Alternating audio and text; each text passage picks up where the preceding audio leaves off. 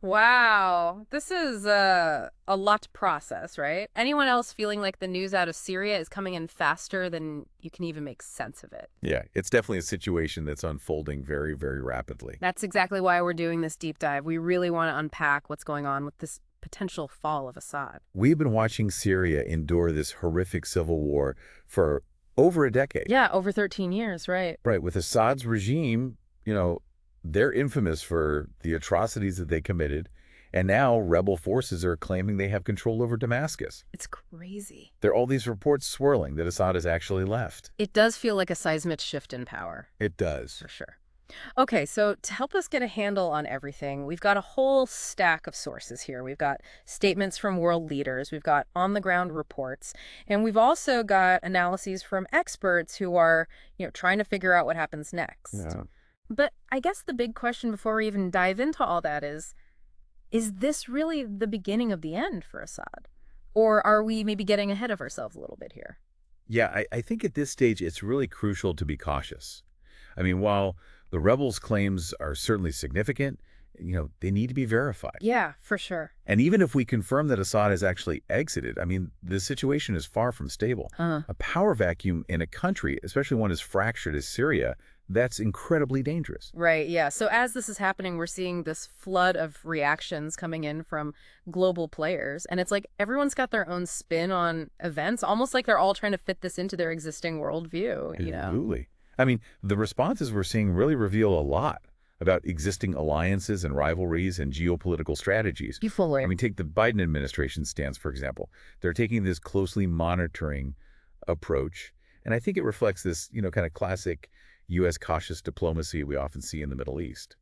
Yeah, and it's a really stark contrast to what we're seeing from, say, former President Trump's statement, which, it didn't waste any time. He's already declared Assad gone, and he's drawn a direct line to Russia and Iran's perceived weakness. Right. He's definitely not known for holding back. No, no. And I feel like this reaction from Trump really plays right into how he sees global power dynamics playing out. It does. And then you have Russia's response, or I guess really lack thereof. Yeah, exactly. I mean, there's silence on Assad's whereabouts, while at the same time emphasizing a peaceful transition is really, really striking, especially considering, they've been supporting the Assad regime for so long. Yeah, exactly. It almost suggests that they're deliberately distancing themselves a bit. It does. So why do you think they're being so quiet about all this? Is this like the end of the Russia-Syria alliance, would you say? It's too soon to say that for sure, but I do think that their muted response is definitely telling us something. Russia, especially with this ongoing war in Ukraine, they can't afford another major international conflict. Right. So their silence could be an attempt to recalibrate their overall strategy in the region. Yeah, that makes sense.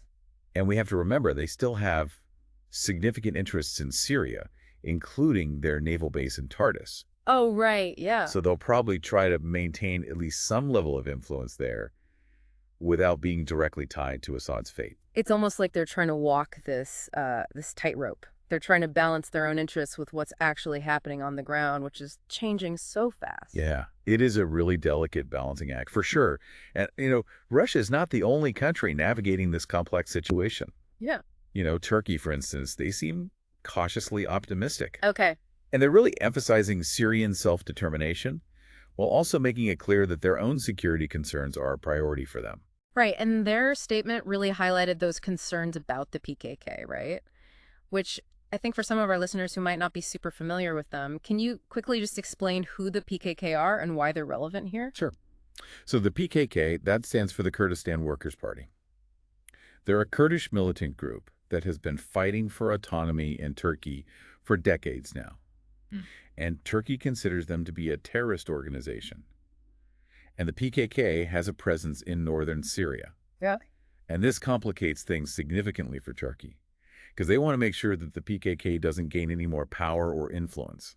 So Turkey's response to all this, it's about more than just showing support for the Syrian people. It's Right. about protecting their own borders and their own national interests. Exactly. And then if we look at the reactions from Germany and the UK, they share a similar thread, sort of a cautious optimism. Got it. And they're both stressing the need for a political solution, one that prioritizes the Syrian people, but they're also being mindful of the need for regional stability. It's like everyone is trying to juggle so many different things at once. Yeah, it's a tough situation to navigate. For sure. And then, of course, you have the UN. They're always the voice of diplomacy and human rights. Yeah. And they're calling for an inclusive transition. And for everyone to respect human rights, it's hard not to admire that, their idealism. Yeah. But is it realistic, given how divided Syria is and after years of this horrific violence? I mean, can that actually work in this situation? The UN's role is definitely crucial. Yeah. Even if some of their goals might seem ambitious at this point. I mean, they're going to be instrumental in coordinating humanitarian aid and getting different factions to talk to one another. Right. They're really trying to establish a framework for a political process to even begin. Mm-hmm. It won't be easy. But I think it's essential that everyone strives for a peaceful and just resolution. Yeah, I think we can all agree on that. Okay, so we've got this big picture view from the international community, but I'm wondering about, the situation on the ground for everyday Syrians. What's it actually like for them in all of this? That's where things become incredibly concerning, honestly. The UN's aid chief has warned that millions of Syrians are actually now at even greater risk than they were before. I mean, we already had this conflict that displaced countless people, but this new instability just exacerbates their vulnerability even further. Yeah. It's a dire humanitarian crisis that they're facing. That's just heartbreaking to think about. Yeah. These people need access to just like the basics, like food and water and shelter, medical care. Right.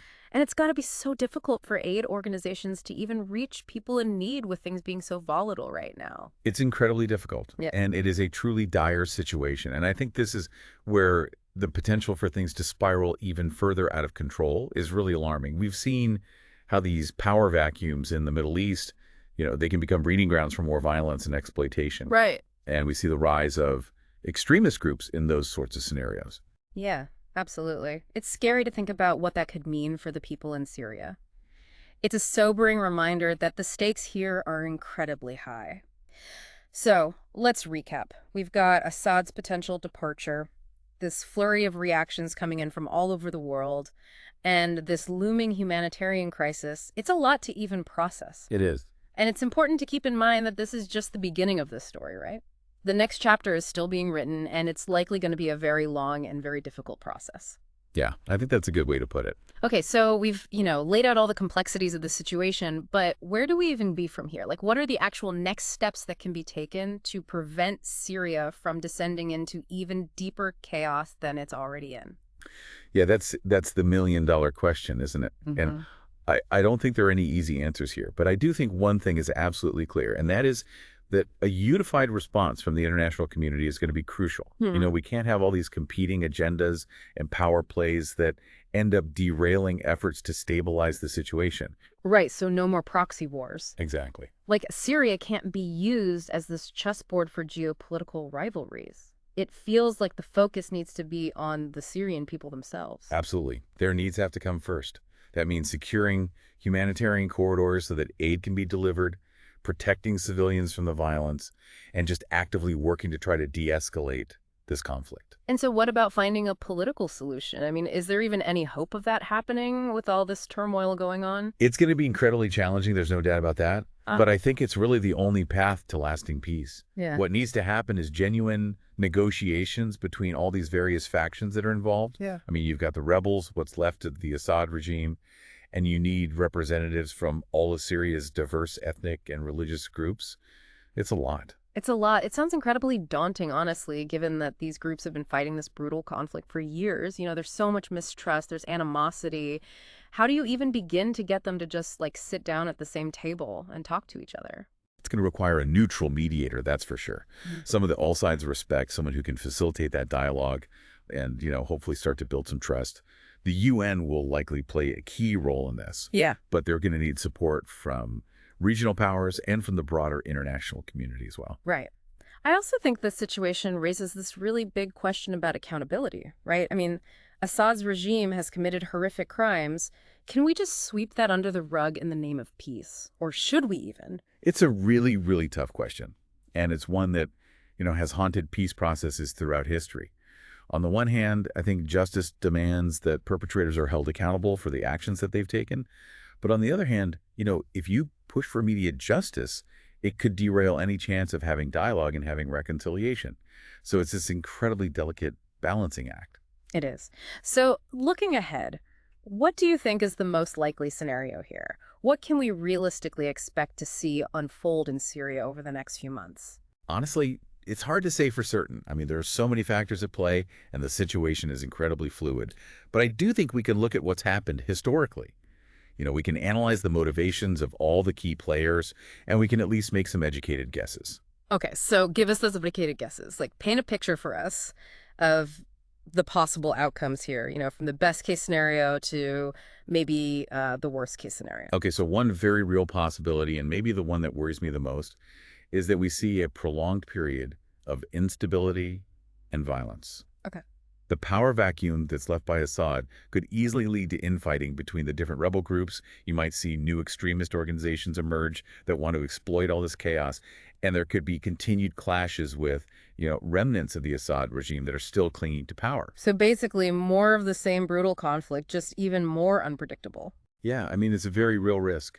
Another scenario is that a new strongman ends up emerging from all this chaos, someone who's able to consolidate power and bring some semblance of order, but they do it at the expense of things like human rights and democratic principles. Right, so kind of like a new Assad, but with a different name, a different face. Exactly. And that's a really concerning possibility as well.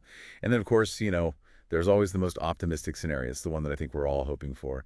And that's a successful transition to a more democratic and inclusive government, one that actually represents the will of the Syrian people. It's hard to even imagine that happening after everything Syria's been through, Yeah. all the bloodshed, all the division. I know. It would require such a high level of cooperation, a level of compromise, that honestly it seems almost impossible given the country's recent history. Mhm. But even if it's a long shot, I think it's crucial to keep that possibility alive. We have to work towards it. You're right. I mean, we can't just give up on that hope. But it also feels like, the choices that are made in the next few weeks, maybe even the next few days, could really determine which path Syria ends up going down. Absolutely. And Yeah. that's why it's so important for the international community to act decisively, to act strategically. This isn't just about containing a regional conflict. This is about preventing a humanitarian catastrophe and setting the stage for a more peaceful future, not just for Syria, but for the entire region. So there you have it, our deep dive into a day that very well could reshape the entire Middle East. I mean, we talked about Assad's potential downfall. We've got this scramble for influence happening, a humanitarian crisis that's already unfolding.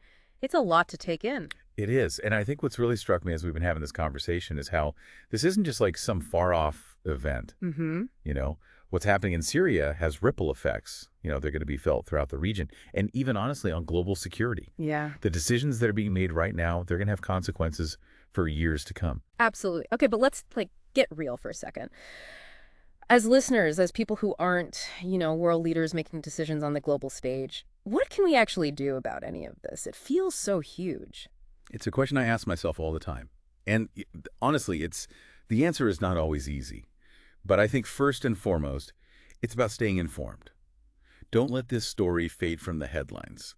The more we all understand the complexities, the more we understand who the players are, the human cost of this conflict, the better equipped we are to actually make a difference. Well, I do think our deep dive listeners are already a step ahead on that front. They like to go beyond the surface. They really want to understand things. But how do we take that knowledge and actually turn it into action? It can feel so overwhelming. Like, where do you even start? It can, you're right. But there are, incredible organizations out there doing really vital work, on the ground in Syria. They're providing aid, they're supporting refugees, they're advocating for human rights. I think it's about finding the ones that resonate with you the most and supporting their efforts in whatever way you can. Even small contributions can have a real impact. Yeah. Donations, spreading awareness, Yeah. amplifying those voices, like it all adds up. It does feel like one of those situations where, our governments really need to step up and take a leading role. They do. Yeah. And so I think contacting your elected officials, letting them know that you're paying attention to what's going on in Syria and that you expect them to really prioritize a peaceful and humane resolution. Push for diplomatic solutions, push for increased humanitarian aid, push for accountability for those who are responsible for the atrocities that have taken place. All of that matters. Because in the end, this isn't just about geopolitics or strategic interests. This is about people's lives. Millions of Syrians are caught in the crossfire of all this, and they deserve our support. They deserve our attention. They deserve a future that's free from violence and oppression. They deserve a chance to rebuild their lives, to rebuild their country. It's a long road ahead. But it starts with awareness, engagement, and a refusal to turn away from what they're going through. So there you have it. This is the deep dive on a day that may very well go down in history. And as things continue to unfold, please remember to stay informed, stay engaged, and let's keep these conversations going. We'll be here to help you make sense of it all as the next chapter unfolds.